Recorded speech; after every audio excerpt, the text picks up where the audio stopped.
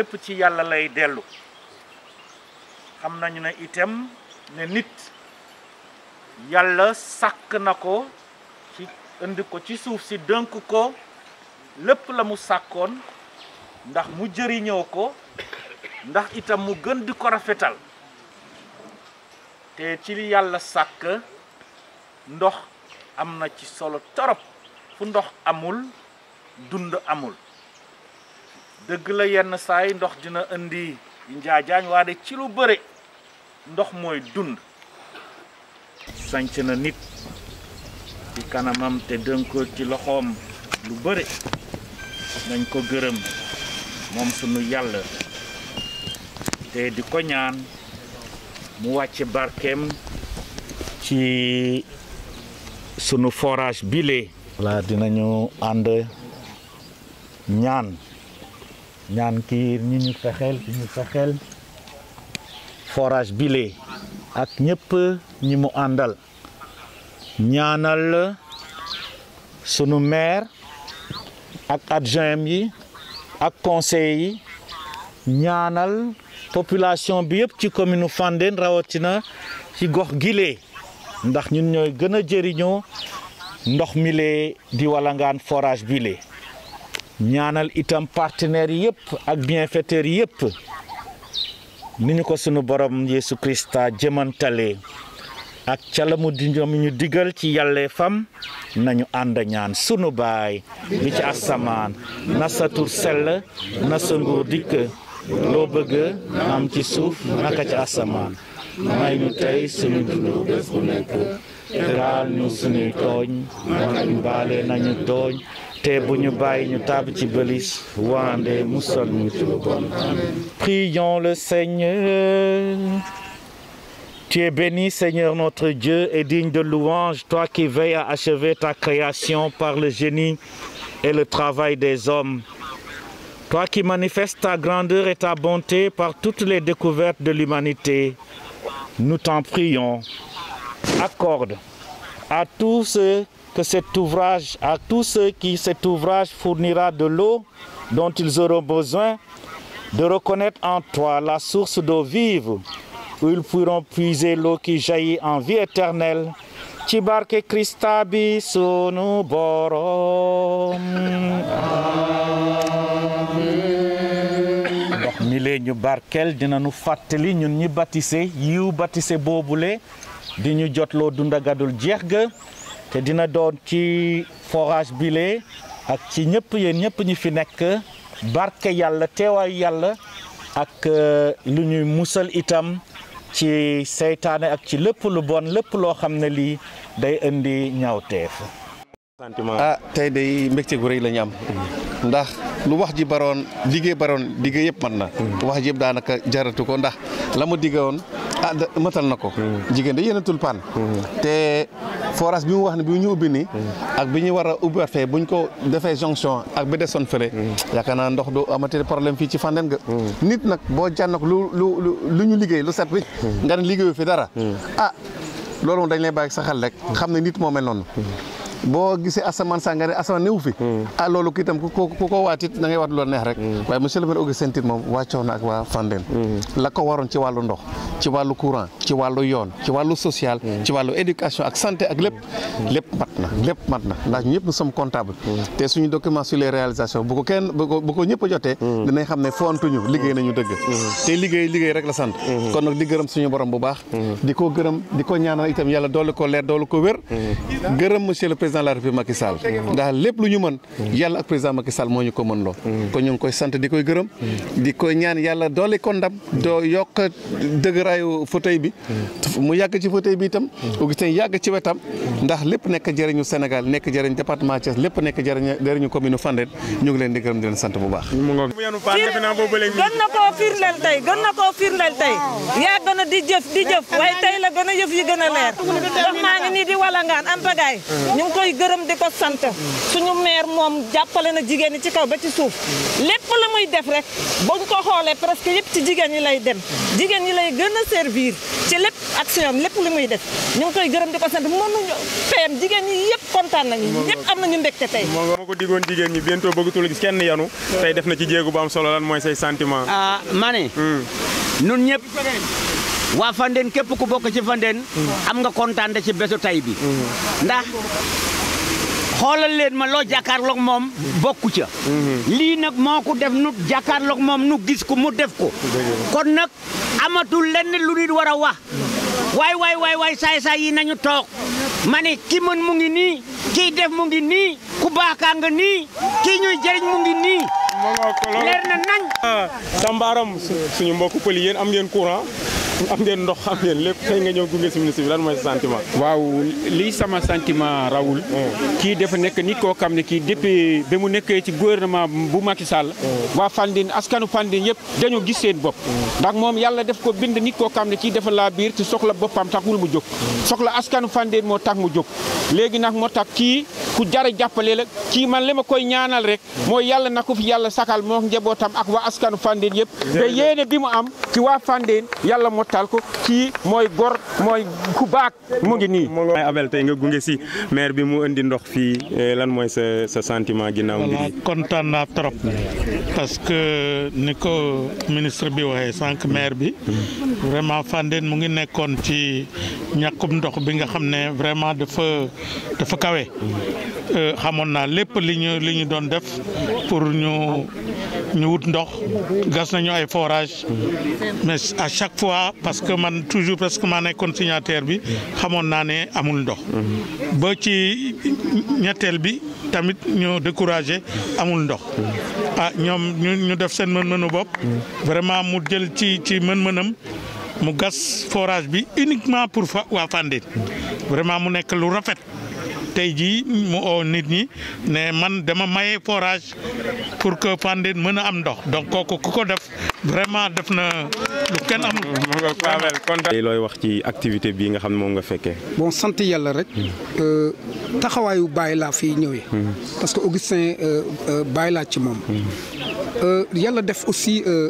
def naa fi ñaari mandat comme conseiller. depuis Abdou Diouf Abdoulaye Wade dund naa lu bëri daal mais li ma gis tey sama yaram yëngu na. li ma joxoon ci vie wu Senghor waa Fandène bi Senghor yore pouvoir ñu ngi fàttaliku nguuru Senghor ci Augustin mi Senghor da doon jege askan bi di lebal nit yi mbéykat yi machine charrette ak lépp mag yi xam ne fi may waxee Augustin je te jette pas des fleurs c'est pas facile du tout nag mais xam naa ne yow jàmbaar nga te keroog li ka wax na ne dama lay woo gaynde man féddali naa waxu Luka boobu xëy na peut-être nit yi nit gémmiñ bu nar a wax narul wax jàmm mënoo ko tëj mais nañu gën a di def rek bu boobaa bu ñu amatul li ñuy wax dañuy noppi nañu gën a di sant yàlla Augustin gënal topp rek soxla Fandène yi yàlla kenn la te mooy atte mooy maye mooy xañe man loolu en gros loolu la amoon parce que nag maa bett ci wax. Abbé Jean-Marie qui vient donc de bénir les choses et maintenant le bien-être des populations est au cœur du maire de la commune de Fandène. Mesdames et messieurs, vous êtes en direct sur la 106.2. Monsieur le ministre, à présent, un petit mot à l'endroit de tous ces hommes et toutes ces femmes qui vont bénéficier de cet ouvrage. Merci beaucoup. Je commence par saluer toutes les personnes ici présentes. Citer monsieur le curé de la paroisse, les chefs de village des 6 villages qui ceinturent ce forage, les chefs de carré, toutes les personnalités ici présentes, pour leur dire que je suis très heureux d'être là aujourd'hui. Aux populations qui ont souffert durant des années de ce manque d'eau. Mais leur dire aussi que ce n'est pas faute d'avoir cherché des solutions. Pour rappel, le forage qui a été fait en 1981 était en fin de potentiel il y a déjà plus de 15 ans. Dès l'accession de M. le Président Macky Sall à la magistrature suprême, il nous aura confié un poste stratégique, un poste de ministre des Forces armées. nous avions dès lors pensé à renouveler, n'est-ce pas, ces forages. Alors, 3 tentatives de forage ont été faites. Alors, ces tentatives n'ont pas été fructueuses, 3 fois. Un, il sera contigu à l'ancien forage. Le second, c'était sur le site de la maison familiale. Et le troisième, c'était sur le site donc, qui abrite aussi le château d'eau. Donc, 3 tentatives non fructueuses et à chaque fois, nous avions pensé que c'était la bonne solution. Malheureusement, quand on s'est rendu compte que le 3e forage n'avait pas fonctionné, comme par hasard, mon jeune neveu, Yvan, sans me consulter, est venu ici avec un de ses amis pour voir s'il était possible d'avoir de l'eau. Parce qu'il y avait urgence, les gens ne pouvaient plus attendre. Et alors, il est venu, voilà, tout de go, il m'a dit, tonton, il faut qu'on fasse quelque chose, parce que les gens ne peuvent plus attendre. Moi, je savais que les gens ne pouvaient plus attendre, à commencer par ma propre maman, qui tous les jours me disait, mais Augustin, il faut que tu nous règles le problème de l'eau, ça ne peut pas continuer. Bon, donc je vivais donc, ces affres de pénurie d'eau, comme tous les Fandenois. Parce que tous les week-ends ou dès le vendredi, j'étais là, j'étais avec mes amis donc,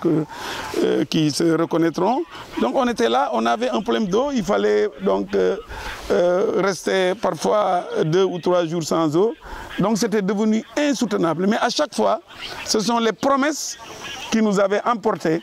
Mais là, dès qu'il a fait la proposition, bon, on a dit au bonhomme de voir et puis... L'expert donc a dit que sur ce site, il y avait de l'eau sur un rayon d'une dizaine de mètres autour, 10 ou 20 mètres, n'est-ce pas? Et il nous a dit que si vous forez ici, vous aurez de l'eau. J'ai dit qu'à cela ne tienne, quoi que ça coûte, peut-être que vous aurez l'occasion d'avoir le prix, nous on ne le dira pas. Parce que notre problème, c'était que les gens aient de l'eau, quoi que ça nous coûte. C'était notre engagement que les populations aient des routes,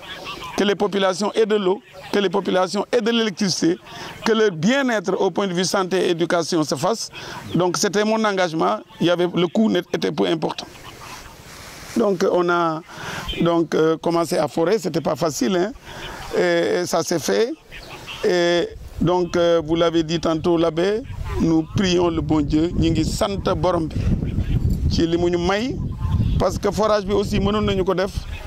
mu baña indi ndox. Donc c'est la raison pour laquelle je suis aujourd'hui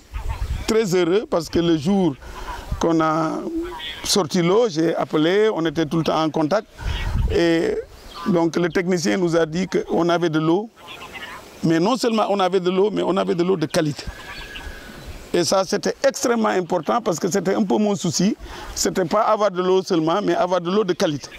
J'ai amené des experts un peu partout. Hein. On l'a fait incognito. Bon, il y a des gens qui ont su, il y en a qui ont commencé à parler aussi, mais sachez que ce forage, c'est pour donner de l'eau aux Fandenois. C'est uniquement pour donner de l'eau aux Fandenois, c'est-à-dire que les 6 villages qui ne sont pas concernés par donc, la zone urbaine. Parce que la zone urbaine, vous savez, elle s'arrête à Kendjou. On a travaillé à ce qu'elle soit étendue jusque dans le Fandène profond, mais malheureusement, ce sont des tractations assez longues et on ne pouvait pas les attendre. C'est la raison pour laquelle donc, on a travaillé à ce qu'on ait ce forage. Monsieur le ministre, ci wolof ginnaaw bi ñu gën a la tey ñu bënn forage ngir Fandenois yi lan mooy sa sentiment ginnaaw cérémonie bi. sant suñu borom ni ko labbe bi waxee sànq ci ndorte donc daje bi ak bi muy conclure donc am mbégte ci li ñu am tey mooy forage bi nga xam ni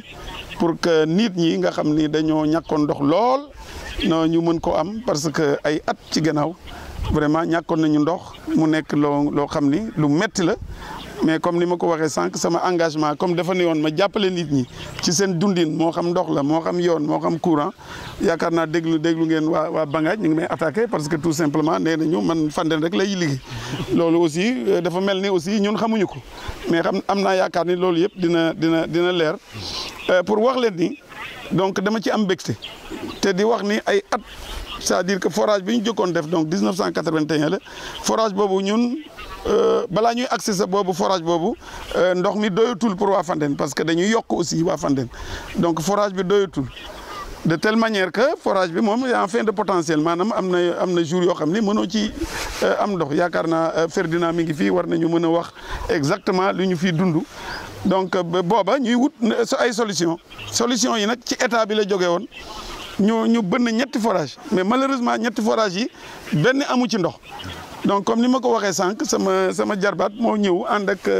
benn xaritam bi nga xam ne moo def forage bële mu ne ko seetal ma fii ndax am na ndox après bu ma ko seetee mu ni am na ndox mu wax ma ko gëmmoo ko woon sax mais nag ma topp ko ci ba ñu bënn forage bi yàlla def forage bi am ndox mi nag pour Fandène la du pour leneen mais pour waa Fandène mais nag nañu xam ni état bi am nañu ay solution yeneen solution yi nga xam ni xalaatoon naa ko yàgg na benn solution bi mooy am na forage bi ñuy defar yaakaar naa léegi mu bënn d'ailleurs forage bi ñu defar ca fa ñu defoon à côté parce que il paraît que dañoo raté woon nappe bi mais comme loolu wóoruma woon bëgguma woon ñuy dem ñuy continuer donc loolu moo tax ñu def forage bi mais forage boobu yaakaar naa dina am ndox aussi forage boobu am nañ ci yaakaar bu baax a baax donc forage boobu bu ñu ko booleeg bii am naa yaakaar ni problème ndox dootuñu ko am beneen bi mooy ni waxuma ko sànq ci tubaab mais comme zone urbaine bi dafa yem ci Kër Ndiour ñun lépp lii doy Kër Lika Jamjaro Fandène Thiathi Diayane Fandène Yaboy ñooñu bokkuñu ci donc zone affermée bi nga xam ni zone urbaine la c'est la raison pour laquelle ñooñu maanaam forage bi pour ñoom la parce que ñeneen yi de toute façon forage bi du fa àgg mais nag am nañu solution définitive boo xam ni mooy donc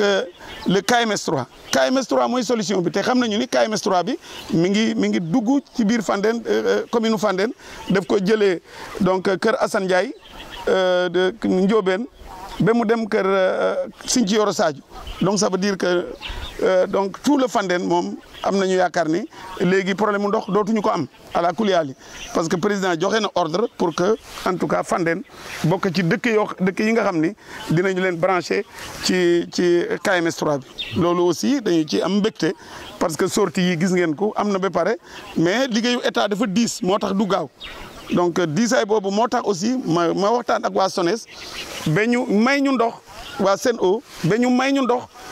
maanaam ay borne fontaine boobu forage bi amul ndox dañoo jaaxle ma ni nañu indil au moins ay borne fontaine ñëw ba ci école bi loolu moo waral borne fontaine yi mais gëm naa ni ak forage bi dootuñu soxla peut-être borne fontaine yooyu mais dina am njëriñ parce que ay manque mën na am ay panne mën na am leneen mën na am donc loolu yaakaar naa lu am solo